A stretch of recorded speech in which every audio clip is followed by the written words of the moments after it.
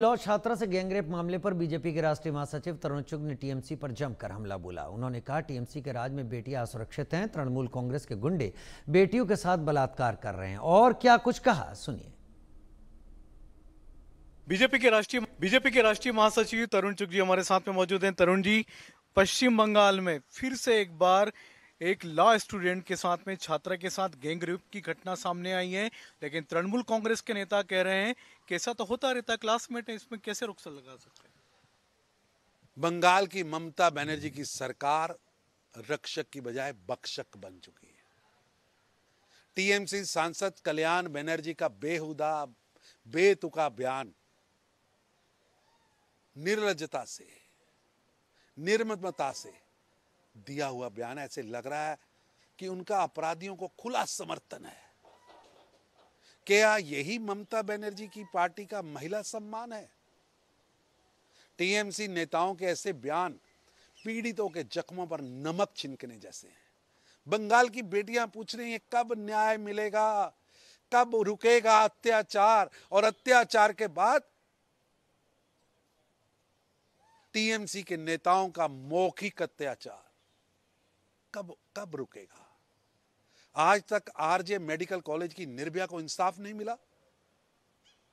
कलकत्ता में एक छात्रा के साथ गैंगरेप और फिर ब्लैकमेल, ये घटना सिर्फ अपराध की नहीं, ममता सरकार की महिला सुरक्षा के खोखले दावों का करारा तमाचा है। करारा तमाचा है। अपराधियों के साथ टीएमसी के नेताओं का फोटोशूट, इससे स्पष्ट होता है कि इन सभी जघन्य अपराधों के पीछे पूरी की पूरी तृणमूल कांग्रेस है, और तृणमूल कांग्रेस के अपराधी मानसिकता अपराधियों को शरण भी दे रही है, संरक्षण भी दे रही है। सर, जिन आरोपियों के नाम छात्र लॉ स्टूडेंट ने जिसके साथ गैंगरेप हुआ उसने अपनी चिट्ठी में लिखे हैं, उनके नाम तृणमूल कांग्रेस के नेताओं के साथ जुड़े हुए हैं, उनके साथ फोटो दिखे हैं। लगातार बंगाल के अंदर हो रहे आपराधिक घटनाओं के पीछे स्पष्ट टीएमसी के नेताओं का हाथ, टीएमसी के नेताओं का संरक्षण स्पष्ट दिख रहा है।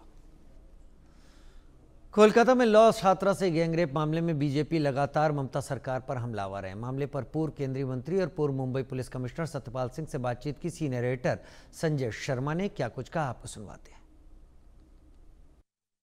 पूर्व केंद्रीय मंत्री बीजेपी के वरिष्ठ नेता सत्यपाल सिंह जी हमारे साथ में मौजूद हैं।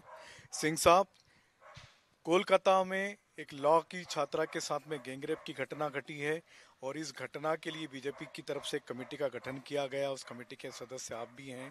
आपको कोलकाता जाना है, तो क्या सर इस तरह की घटनाएं क्यों हो रही है लगातार बार बार कोलकाता में, पश्चिम बंगाल? देखिए, बहुत ही दुर्भाग्यपूर्ण घटना है, न केवल मैं, न केवल भारतीय जनता पार्टी।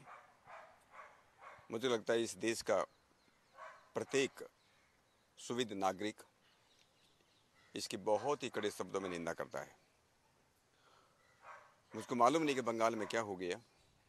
आपको मालूम है, पहले आरजी कार जो अपना मेडिकल कॉलेज है, वहाँ पर इस प्रकार की घटना हुई थी, और एक प्रतिष्ठित लॉ कॉलेज के अंदर इस प्रकार की जघन्य अपराध होना, सामूहिक बलात्कार होना, मुझको लगता है इससे बड़ा और अपराध क्या हो सकता है। और मैं भारतीय जनता पार्टी के राष्ट्रीय अध्यक्ष माननीय नड्डा जी का अभिनंदन करता हूं, उनका स्वागत करता हूं कि उन्होंने 4 सदस्यीय एक कमेटी का गठन किया है और हम लोगों को जल्द से जल्दी कोलकाता जाने के लिए इसकी जांच करने का एक आदेश दिया है। और मेरी कमेटी के अंदर मेरे अलावा पूर्व केंद्रीय मंत्री श्रीमती मीनाक्षी लेखी जी हैं। आप सबको मालूम है कि बहुत ही प्रतिष्ठित एक वकील हैं। उसके साथ मनन कुमार मिश्रा जी हैं, और तो 6-7 बार जो बार काउंसिल ऑफ इंडिया के अध्यक्ष रह चुके हैं, प्रसिद्ध कानूनविद हैं, वो इस कमेटी के अंदर है। और एक चौथे हमारे सदस्य जो हैं, जो त्रिपुरा के पहले मुख्यमंत्री रह चुके हैं और आजकल हमारे लोकसभा के सांसद हैं। तो 4 कमेटियों की जो सदस्य वाली एक कमेटी जो है कलकत्ता जाएगी, और मुझे विश्वास है कि वहाँ की माननीय मुख्यमंत्री ममता दीदी हमारी समिति को, हमारी इस कमेटी को कलकत्ता में जाने देगी घटनास्थल का मुआवना करने देंगी। हम लोग चाहेंगे कि वहाँ पुलिस के अधिकारी जिन्होंने इसको किया है उनसे भी हम चर्चा कर सकें। जो विक्टिम हैं, इस बात का जो सबसे बड़ी शिकार बनी है, उनके परिवार वालों से हम बात कर सकें, ऐसा हमें उम्मीद है। हमें उम्मीद ये नहीं है कि हमको जो है कि एयरपोर्ट से बाहर नहीं निकलने दिया जाए। अगर ऐसा है, इसका मतलब क्योंकि उसके अंदर जो 4 जो आरोपी बताए गए, 3 तो कम से कम लोग हैं ही, एक सिक्योरिटी गार्ड भी उसमें जो है अरेस्ट हुआ है। उसमें एक आरोपी के बारे में बताया गया है कि वो उनकी जो टीएमसी की जो छात्र परिषद है उसमें पहले उसका संबंध रहा है, अभी भी है या नहीं है, कोई बोलते तीनों के तीन हैं। ये दिखाता है कि बंगाल के अंदर ये सबसे बड़ी दुर्भाग्यपूर्ण बात यह है कि बंगाल के अंदर एक महिला मुख्यमंत्री के होते हुए वहाँ की बहन और बेटियां सुरक्षित नहीं है। लेकिन सिंह साहब, ममता बनर्जी कह रही है कि हर लड़की के पीछे हम पुलिस नहीं लगा सकते, और कल्याण बनर्जी जो उनकी पार्टी के सांसद हैं वो कह रहे हैं कि भाई क्लासमेट अगर वो रेप कर दे तो हम क्या कर सकते हैं।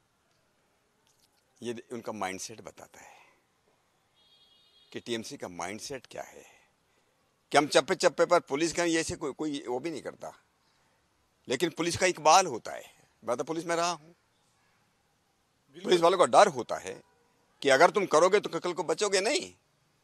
तो वहां पर एक क्या हो रहा है कि बार बार इस प्रकार की घटना घट रही है, उनको शर्म आना चाहिए इस प्रकार का स्टेटमेंट और बयान देते हुए। आप खुद पुलिस कमिश्नर रह चुके हैं सर, क्या आपको लगता है कि पुलिस का डर खत्म हो चुका है बंगाल में? मुझको लगता है कि कानून व्यवस्था पूरी तरह से ध्वस्त हो चुकी है, केवल पुलिस की नहीं, मैं कहता हूँ पूरी कानून व्यवस्था वहाँ ध्वस्त हो चुकी है। और ये दिखाता है, इसलिए एक के बाद इस प्रकार के जो केस वहाँ पर हो रहे हैं।